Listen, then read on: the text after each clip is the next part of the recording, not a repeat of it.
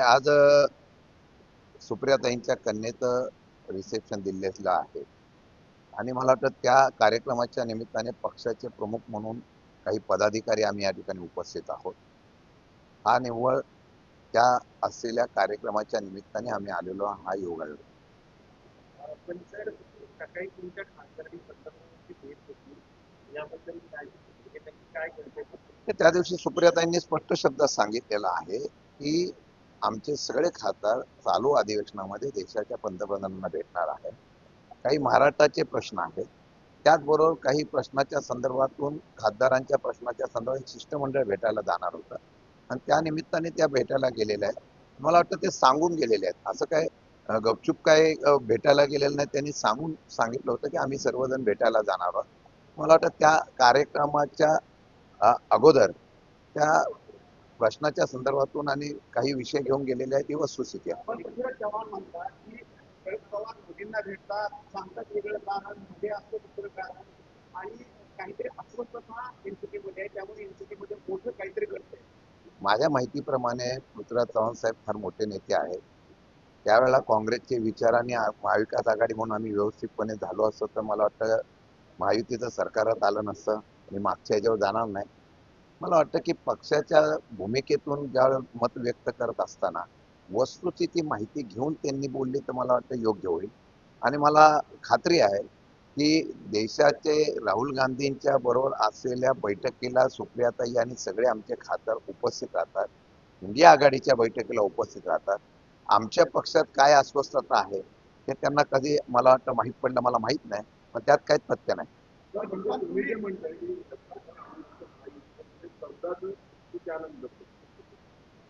नाही, त्यावेळेला ज्या वेळेला आमच्यामध्येच अंतर्गत कुरघोडी झाली, आमच्यामध्येच अंतर्गत अस्वस्थता निर्माण झाली, ती का झाली? आमची आत्ताची अस्वस्थता बघण्यापेक्षा त्यावेळेला ती अस्वस्थता झाली त्यावेळेला त्यांनी जर माहिती घेतली असते आणि व्यवस्थितपणे जर काम झालं असतं तर मला वाटतं महायुतीचं सरकार आलं नसतं. म्हणजे तुम्ही हे मान्य करताय की त्यामुळे त्यावेळी पक्षामध्ये अस्वस्थता होती, त्यामुळं हे सरकार आलं नाही, ज्यावेळेस सरकार बनवलं जातं, सरकार चालवलं जातं, त्यावेळेला एकत्रित विश्वासाने चालवायला पाहिजे. मित्राला संपवण्याचा प्रयत्न जेव्हा आपल्या सहकार्याला होतो त्यावेळेला ही अस्वस्थता निर्माण होते. आणि मला वाटतं की ती वस्तुस्थिती अख्ख्या महाराष्ट्राला माहिती आहे, काँग्रेस पक्षाला पण माहिती आहे, राष्ट्रवादीला सुद्धा माहिती आहे. ज्या वेळेला सरकाराच्या बाबतीमधली भूमिका सत्ता बदल झाली त्याच्या अगोदरचा बोलतो.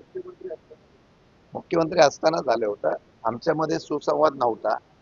तो सुसंवाद व्यवस्थित झाला असता तर हे सरकार आलं नाही. याच्यावर मी आता सांगणं बरोबर नाही. जनतेला माहिती आहे, महाराष्ट्राला पण माहिती आहे. मला वाटतं की पृथ्वीराज चव्हाण साहेब मोठे नेते आहेत. त्यांनी काँग्रेस पक्षामध्ये सुद्धा चांगल्या प्रकारचा आता पक्ष बांधणीच्या संदर्भात विचार करून महाराष्ट्रामध्ये पक्ष बांधणी करण्याच्या बाबतीत मला विचार करणं गरजेचं आहे. वेगवेगळ्या पक्षाच्या स्टेटमेंटवर गैरसमज आणि संभ्रम निर्माण करणं मला योग्य वाटत नाही.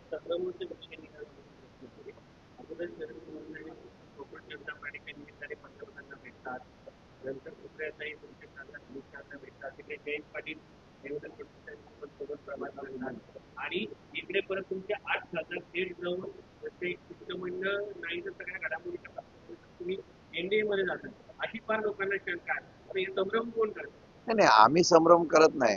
सूत्र कुठलं आहे त्याचाच मला शोध घ्यायचा आहे. मी कालही सांगितलं होतं की ज्या वेळेला आदरणीय शरद पवार साहेब भेटले त्यावेळेला अगोदर ते जंतर मंतरवर भेटले, तिथल्या विद्यार्थ्यांच्या यांना पाठिंबा दिला. नंतर ते उघडपणाने भेटून त्यांनी त्याच्यावरती स्पष्टपणाने भूमिका मांडलेली आहे.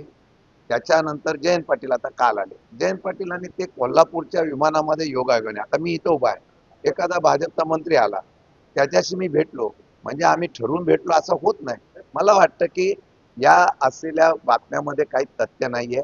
आजच्या घडीला आम्ही एवढंच सांगू इच्छितो की तशा प्रकारचा कुठलाही विषय नाही. बाकीच्या पक्षांच्या नेत्यांसोबत योगायोग घडत नाही. अलीकडच्या काळामध्ये सगळे योगायोग राष्ट्रवादीच्या बद्दलच घडतात. मामाच्या गावात असे सर्व लोक बऱ्याच लोकांच्या भेटी होतात, बऱ्याच लोक त्या ठिकाणी एकमेकांना भेटतात. मुख्यमंत्र्यांना सुद्धा मंत्रालयामध्ये अनेक पक्षाचे, काँग्रेसचे असेल, शिवसेनेचे असेल, सगळे लोक भेटत असतात. कोण भेटत नाहीये? आता एकच गोष्ट आहे की सध्या राष्ट्रवादी काँग्रेस पक्षावर जास्त बातम्या दिल्या जातात. मला वाटतं त्यात तथ्य काही नाही आहे. आणि मला वाटतं भेटणं एखाद्या राजकीय शत्रुत्व नसतं ना, कोण अगदी एकमेकांचा शत्रू आहे का पक्षाचे नेते एकमेकांचे. एखाद्या वेळेला आता कोल्हापूरच्या विमानातून दोघं एकाच विमानाने प्रवेश करत होते. आता त्या दिवशी उद्धव ठाकरे साहेब आणि देवेंद्र फडणवीस साहेब एकत्र आले ना नागपूरला. म्हणजे एका विमानातून येणं म्हणजे काय ठरवून आले असं होत नसतं. तर याचा अर्थ समजा दोन्ही पक्षी महायुती त्यावेळेस लक्ष देऊ शकते पण त्या सत्तेचे सुद्धा वाढून पाठिंबा राष्ट्रवादी काँग्रेसने दिला त्या स्थिर होऊ शकते सरकार सोबत होते. नाही त्या आपण डिलिमिटेशन बिलाबद्दल बोलताय का? हा? आता जाऊन दे 2014 वर जाऊ नका. फक्त मी पृथ्वीराज बाबांनी जे उत्तर प्रश्न दिलं होतं त्याला मी थोडक्यात उत्तर दिलेलं आहे. मागच्या इतिहासावर जायचं नाही, आम्हाला पुढचा इतिहास घडवायचा. डिलिमिटेशन बद्दल ताईंनी सुद्धा ज्या सुप्रियाताई आमच्या संसदेच्या नेत्या आहेत त्यांनी स्पष्ट शब्दात सांगितलं महिला आरक्षणाला आमचा विरोध नाही. कारण पहिलं महिला आरक्षण महाराष्ट्रामध्ये कोणी देऊ केलेलं आहे तर ते आदरणीय पवार साहेबांनी केलेलं आहे.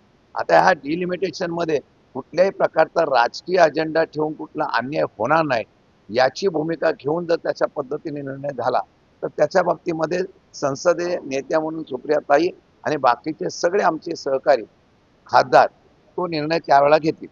तर तिकडच्या काळामध्ये जे काही तुमच्या भूमिका सरकारच्या नेतृत्वात विरोधी पक्ष म्हणून तुमच्याबद्दल लोकांच्या मला शंका निर्माण होतात वाटत सातत्यानं समोर नाही नाही, संभ्रम आपणच निर्माण होतोय, आपणच करताय. माझ्या माहितीप्रमाणे संभ्रम निर्माण करण्यासाठी आम्ही आंदोलन केली ना. आम्ही राज्यभर सरकारच्या विरोधात आंदोलनं सुरू केलेत. मी आता अध्यक्ष झाल्यानंतर शेतकऱ्यांचं आंदोलन झालेलं आहे. त्यावर कर्जमाफीच्या बाबतीमध्ये आंदोलन झालं, कांद्याच्या बाबतीमध्ये आंदोलन झालं, परवाच्या दिवशी विद्यार्थ्यांचं आंदोलन होतं, त्याला महाराष्ट्रामध्ये आम्ही सगळीकडे आंदोलनाला उतरलो होतो. आम्ही आंदोलनं करतोय.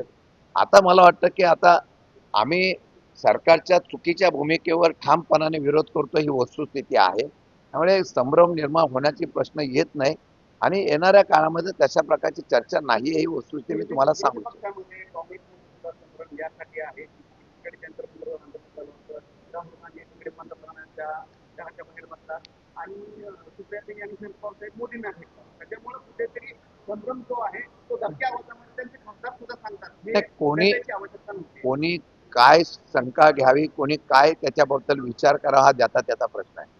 मी पक्षाच्या वतीने आम्ही आमची भूमिका स्पष्ट केलेली आहे.